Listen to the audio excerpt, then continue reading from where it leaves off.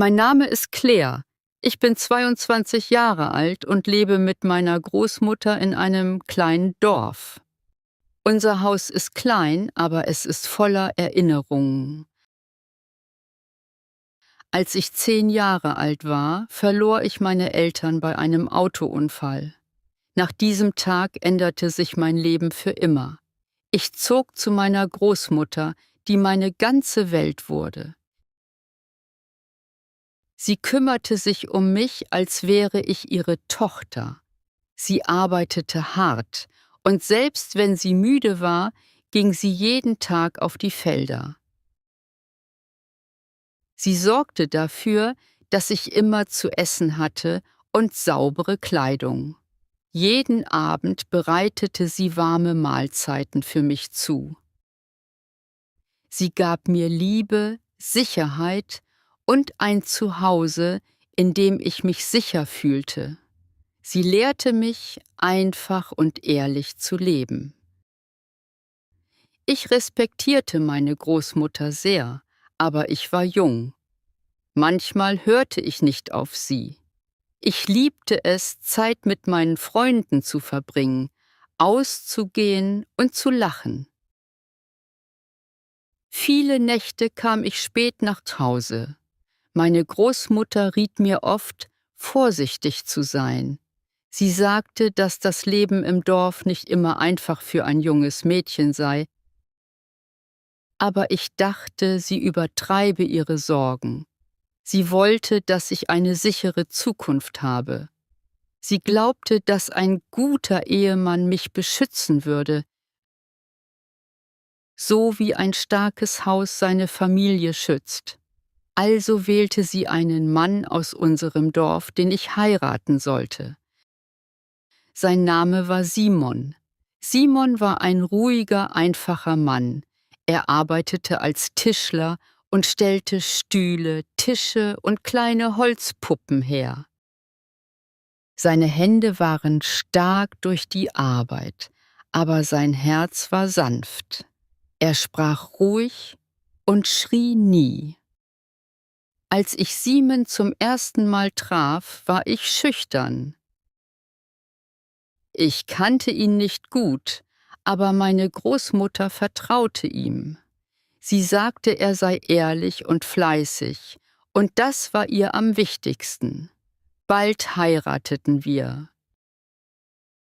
Die Hochzeitszeremonie war klein und einfach, aber sie war voller Wärme. Meine Großmutter vergoss Freudentränen. Simon nahm meine Hand und versprach, sich um mich zu kümmern. Nach der Hochzeit zogen wir in ein kleines Haus am Rande des Dorfes. Unser Leben zusammen war ruhig und friedlich. Jeden Morgen stand Simon früh auf und ging in seine Werkstatt. Ich bereitete das Frühstück vor und reinigte das Haus. Am Abend aßen wir einfache Mahlzeiten zusammen. Simon fragte mich immer nach meinem Tag und hörte aufmerksam zu. Er sah mich mit freundlichen Augen an. Ich fühlte mich sicher bei ihm. Abends saßen wir draußen und schauten uns die Sterne am Himmel an. Das Leben war ruhig und langsam. Wir lebten so 2 Jahre lang. Simon liebte mich zutiefst, und nach öffnete sich auch mein Herz für ihn. Er ließ mich wichtig fühlen. Bei ihm fühlte ich mich nie einsam. Aber eines Tages begann sich alles zu verändern. Louis kam mit guten Nachrichten nach Hause. Er erzählte mir, dass er einen neuen Job in der Stadt gefunden hatte. Der Job bezahlte viel mehr als jeder Job im Dorf. Er sagte, es sei eine Gelegenheit für uns, eine bessere Zukunft aufzubauen. Ich war aufgeregt. Mein Herz schlug schneller. Ich träumte von Wolkenkratzern, hellen Lichtern und schönen Kleidern. Ich stellte mir ein weites, modernes Leben voller Farben vor. Louis war auch glücklich. Er wollte mehr Geld verdienen, damit wir für unsere Zukunft sparen konnten. Er sagte, die Stadt würde uns Hoffnung geben. Also zogen wir nach New York. Es war das erste Mal, dass ich eine so große Stadt besuchte. Die Straßen waren laut, überall Autos, und die Leute liefen schnell, trugen schicke Kleidung und hatten große Taschen. Die Gebäude waren so hoch, dass sie fast den Himmel berührten. Louis mietete uns eine kleine Wohnung, ein Schlafzimmer, eine kleine Küche und ein Fenster mit Blick auf die Straße. Sie war einfach nicht schön, aber Louis sagte, sie sei genug für uns. Jeden Morgen verließ Louis früh zur Arbeit. Er arbeitete lange Stunden in einem Möbelgeschäft. Ich blieb zu Hause, putzte die Wohnung und bereitete das Abendessen vor. Am Abend schauten wir zusammen Fernsehen. Anfangs fühlte ich mich überwältigt vor Glück. Es fühlte sich an, als würde ich in einem Traum leben. Doch nach ein paar Monaten begann die Stadt mich zu verändern. Ich sah Dinge, die ich noch nie zuvor gesehen hatte. Ich traf neue Menschen. Ich freundete mich mit reichen Leuten an. Sie trugen glänzende Kleidung. Ihre Gesichter sahen immer perfekt aus. Ihre Nägel waren lang und ihre Schuhe hatten grelle Farben. Sie luden mich zu Partys ein. Die erste Party, die ich besuchte, fühlte sich an wie eine andere Welt. Die Lichter waren hell, die Musik laut, die Leute lachten und lächelten die ganze Nacht. Jeder trug teure, schöne Kleidung. Als ich auf mein einfaches Kleid schaute, fühlte ich mich klein. Ich fühlte mich wie ein Außenseiter. Als ich in dieser Nacht nach Hause kam, verspürte ich ein starkes Verlangen in mir. Ich wollte so sein wie diese Frauen. Ich wollte Kleider, die mit meinen Schritten schwingen. Ich wollte glänzende Schuhe. Ich wollte mich besonders fühlen. Am nächsten Tag bat ich Louis, mir ein teures Kleid zu kaufen. Ich sagte ihm, dass ich wie meine Freunde aussehen wollte. Das Kleid kostete $1.800. Das war mehr, als wir jemals in unserem Leben ausgegeben hatten.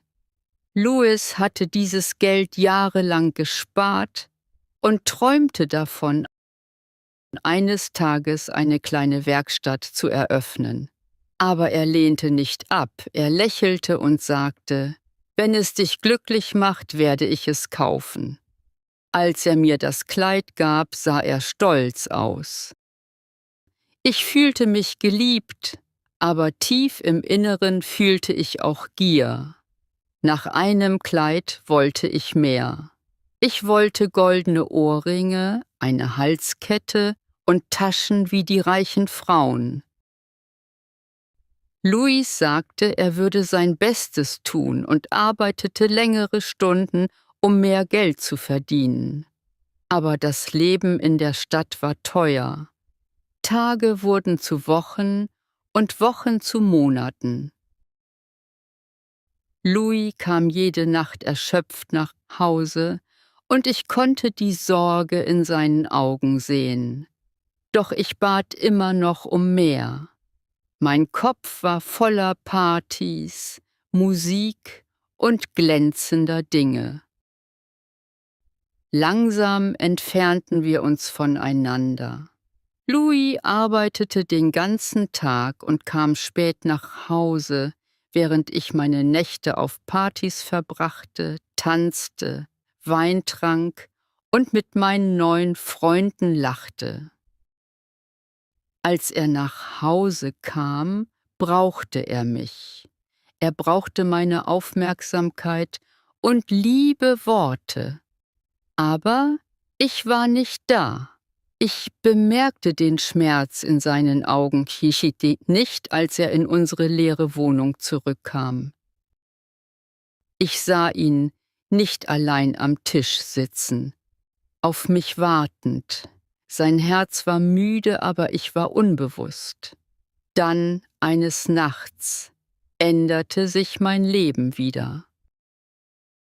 Ich traf Pete in einem Nachtclub. Er trug einen schicken Anzug. Er roch nach feinem Parfüm. Sein Lächeln ließ mich wichtig fühlen. Seine Stimme war sanft, als er sprach. Er sagte mir, ich sei schön. Niemand hatte mir das seit langem gesagt. Wir tanzten zusammen. Er hielt meinen Hüft sanft. Ich fühlte mich in seiner Nähe wohl. Mein Herz raste. Ich fühlte mich, als gehöre ich in diese Welt. Pete begann, mich oft auszuführen. Er fuhr ein glänzendes Auto. Er nahm mich mit in schummrige Restaurants mit großen Fenstern. Er bezahlte für alles. Er gab mir Geld. Er sagte, ich verdiene schöne Dinge. Mit Pete fühlte ich mich reich. Ich fühlte mich frei. Ich vergaß Louis. Seine Liebe schien weit entfernt, wie ein alter Traum, den ich nicht mehr wollte. Nach einigen Monaten traf ich meine Entscheidung. Ich packte meine neuen Kleider in einen großen Koffer. Ich schrieb Louis einen Brief. Ich sagte ihm, dass es mir leid tue. Ich sagte ihm, dass ich nicht mehr ein einfaches Leben führen könne. Ich sagte ihm, dass ich mehr brauchte, als er mir geben konnte. Als ich die Wohnung verließ, sah ich nicht zurück. Ich begann mein neues Leben mit Pete und ließ Louis hinter mir. Doch die Geschichte endete nicht dort. Sie war erst der Anfang. Bevor wir fortfahren, bitte liken, abonnieren und teilen und lasst mich wissen, von wo aus ihr zuhört. Eure Unterstützung bedeutet mir sehr viel. Jetzt lasst uns fortfahren. Das Leben mit Pete war anfangs aufregend. Er führte mich jede Woche zu neuen Orten. Wir gingen in Restaurants mit schummrigem Licht und sauberen Tischen. Wir saßen an großen Fenstern und beobachteten die Stadt. Er bestellte Gerichte, die ich noch nie zuvor probiert hatte. Er erzählte Geschichten über Menschen, die er kannte, und Orte, die er besuchen wollte. Ich hörte zu und lächelte. Ich dachte, mein Leben sei endlich perfekt. Ich wachte jeden Tag spät auf. Ich trug neue Kleider und verbrachte viel Zeit damit, mich im Spiegel anzusehen. Ich dachte nicht an Louis. Ich dachte nicht an meine Großmutter. Ich dachte nur an mich. Pete nahm mich zu vielen Partys. Es gab helles Licht, Getränke, laute Musik und fröhliche Stimmen. Die Leute lachten die ganze Nacht. Jeder trank seinen Drink und vergaß seine Sorgen. Als Pete meine Hand hielt, fühlte ich mich wichtig. Ich dachte, das sei das Leben, das ich mir immer gewünscht hatte. Ich dachte, ich hätte den richtigen Weg gewählt. Ich lebte so ein ganzes Jahr lang. Ich kochte nie. Ich putzte nie. Ich weinte nie. Ich lebte nur für das Vergnügen. Doch nach und nach begann sich die Wahrheit zu zeigen. Alles begann mit einem Schmerz in meiner Brust. Zuerst war er leicht. Ich fühlte ihn am Morgen, dann verschwand er wieder. Ich überzeugte mich, dass es nichts war. Ich ging weiter aus, lächelte weiter und tanzte weiter. Ich wollte nicht, dass mein neues Leben endet. Dann, eines Morgens, wurde der Schmerz stärker. Er durchbohrte meine Brust wie ein Messer. Ich konnte nicht mehr richtig atmen. Meine Hände begannen zu zittern. Ich fiel auf das Bett und wartete, dass der Schmerz nachließ, aber er tat es nicht. Ich hatte Angst. Ich bat Pete, mich ins Krankenhaus zu bringen. Er wirkte entfernt, aber er brachte mich trotzdem dorthin. Das Krankenhaus war hell und weiß. Der Geruch von Medizin erfüllte die Luft. Ich lag im Bett, während der Arzt einige Papiere las. Dann veränderte sich sein Gesicht. Er presste die Lippen zusammen und setzte sich neben mich. Er sprach langsam und vorsichtig. Er sagte mir, dass ich Brustkrebs hatte. Er sagte, es sei eine sehr ernsthafte Krankheit. Er sagte, dass die Krankheit auf andere Teile meines Körpers übergegangen sei. Die Welt verdunkelte sich um mich und meine Hände erstarrten. Ich starrte die Wand an, versuchte die Worte zu verstehen. Ich konnte nicht sprechen. Es fühlte sich an, als würde der Boden unter mir aufreißen. Ich wurde noch am selben Tag ins Krankenhaus aufgenommen. Zuerst kam Pete, um mich zu besuchen. Er brachte Blumen und versuchte zu lächeln, aber sein Lächeln schien leer. Er blieb nur für kurze Zeit. Oft starrte er auf die Tür, als wolle er gehen. Nach ein paar Wochen wurden seine Besuche weniger. Dann, eines Morgens, wachte ich auf und fand ihn nicht mehr. Auf dem Tisch neben meinem Bett lag ein Brief und ein Umschlag voller Geld. Meine Hände zitterten, als ich den Brief öffnete. Pete schrieb, dass es ihm leid tat. Er sagte, meine Krankheit werde schlimmer. Er sagte, der Arzt habe ihm gesagt, dass meine Überlebenschancen sehr gering seien. Er schrieb, dass er nicht bei mir bleiben könne. Er sagte, er habe noch sein Leben zu leben. Er hoffte, das Geld würde mir helfen. Er bat um meine Vergebung. Mein Herz brach. Der Brief fühlte sich kalt in meinen Händen an. Ich las ihn immer wieder. Diese Worte fühlten sich genau wie der Brief an, den ich einst an Louis geschrieben hatte. Alle Worte, die ich früher geschrieben hatte, strömten zurück in meine Erinnerung. Mein harter Abschied hatte jetzt eine neue Bedeutung. Ich weinte so viel. Mein Kissen war durchweicht von Tränen. Ich warf das Geld im Zimmer umher. Ich versuchte aufzustehen, aber der Schmerz in meiner Brust zwang mich zurück ins Bett. Ich deckte mein Gesicht ab und weinte mehr. Ich weinte über das, was ich getan hatte. Ich weinte um den Mann, den ich zurückgelassen hatte. Ich weinte über die Entscheidungen, die ich getroffen hatte. Ich weinte, weil ich alleine war. Ich weinte, weil ich Angst vor dem Tod hatte. Dann nahm ich mein Handy. Ich rief meine Großmutter an. Meine Stimme zitterte, als ich ihr alles erzählte. Ich erzählte ihr von dem Loch. Ich erzählte ihr vom Geld. Ich erzählte ihr, dass sie mit Louis recht hatte. Ich weinte am Telefon und sagte, dass ich einen schrecklichen Fehler gemacht hatte. Meine Großmutter schrie nicht und beschuldigte mich nicht. Sie sagte nur, dass sie kommen würde, um mich zu sehen. Ein paar Stunden später öffnete sich die Tür des Krankenhauses. Meine Großmutter trat ein und ihre Schritte hallten. Louis war hinter ihr. Mein Herz hielt an. Mein Atem wurde flach. Ich konnte nicht sprechen.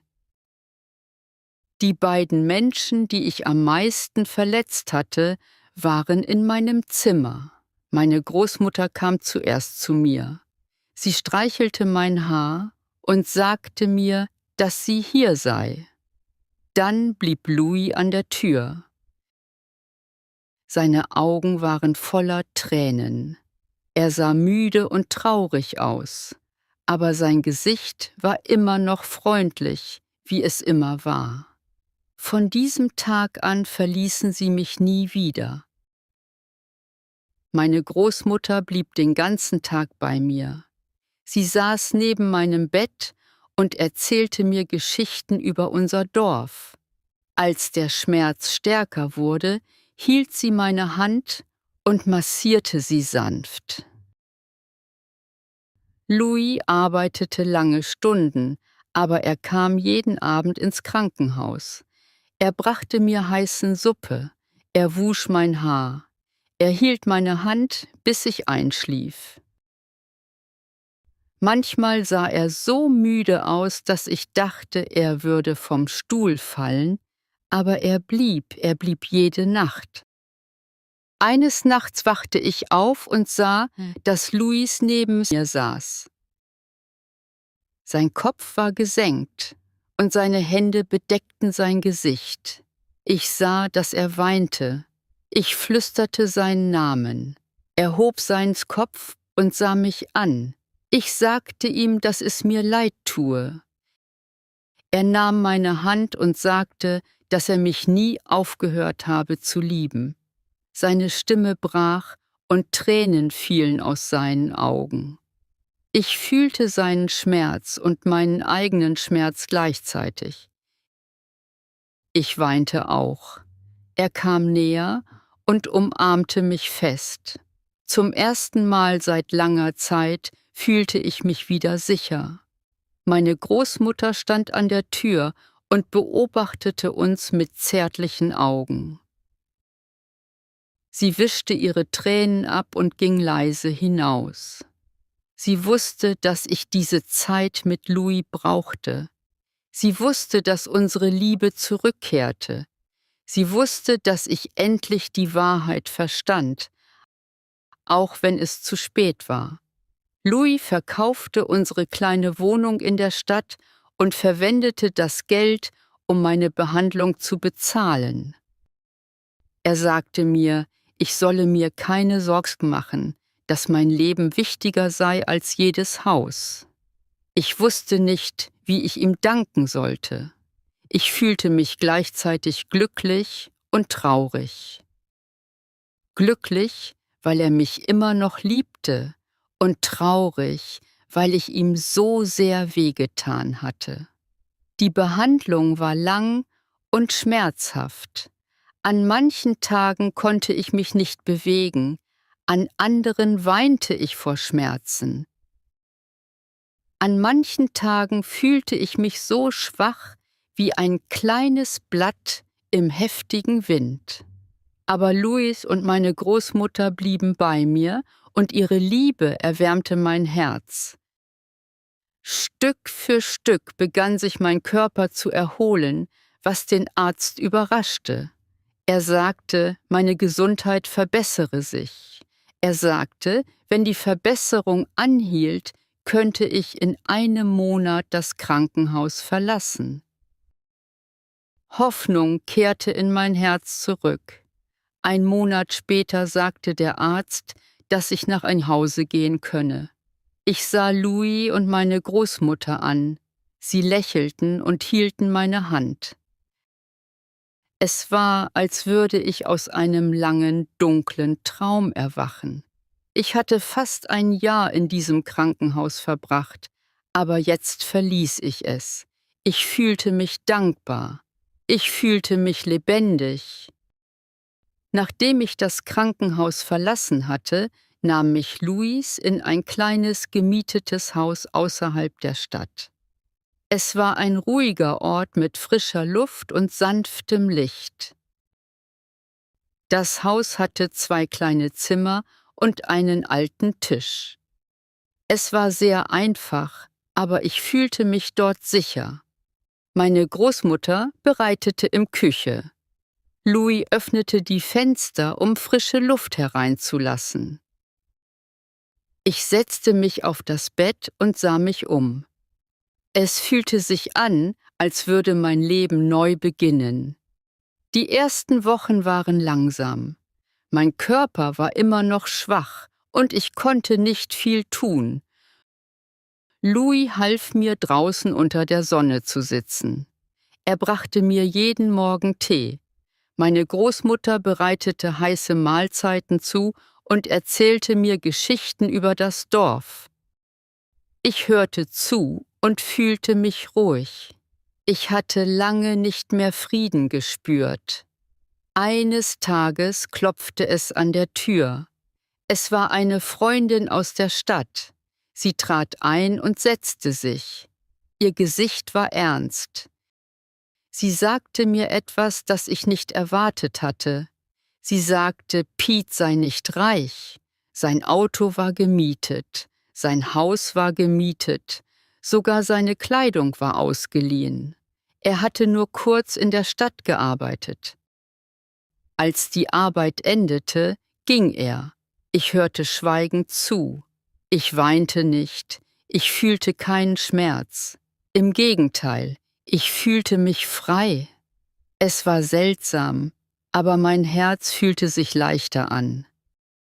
Ich dankte meiner Freundin. Nachdem sie gegangen war, setzte ich mich auf die Couch und atmete langsam. Zum ersten Mal fühlte ich mich glücklich, dass Pete nicht mehr Teil meines Lebens war. Ein Monat nach unserem Umzug in das kleine Haus kehrten Louis und ich in das Dorf zurück. Meine Großmutter wartete vor ihrem Haus auf uns. Als sie uns sah, öffnete sie weit die Arme. Sie umarmte mich fest und dann auch ihn. Ihr Lächeln war warm und ihre Augen überquollen vor